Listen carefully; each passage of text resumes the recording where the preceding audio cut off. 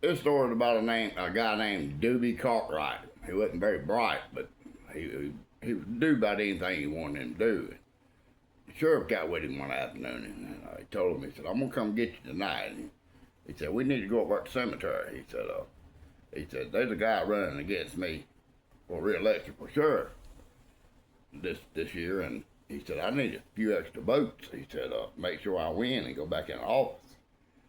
So Doobie's ready for him and everything. You know, he come by, picked up Doobie, and went up there to the local cemetery, and it's the biggest cemetery that was in town. And there was a road that went straight up in the middle of it, you know. And there was graves on this side and graves on that side. You know.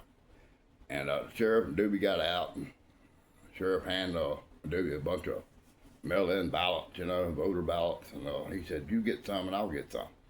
And sure enough, they went around, you know, just writing, you know, people's names down, the birthdays and stuff, you know.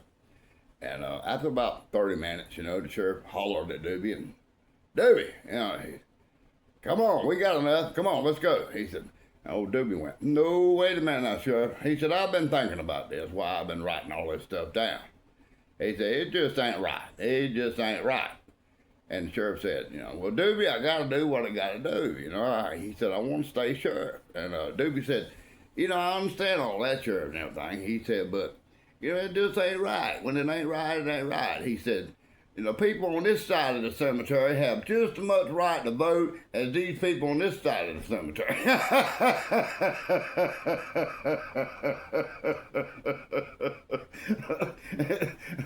So if y'all would, please subscribe, share, and like. I love you to death. I'll be back a little later. All right, bye now.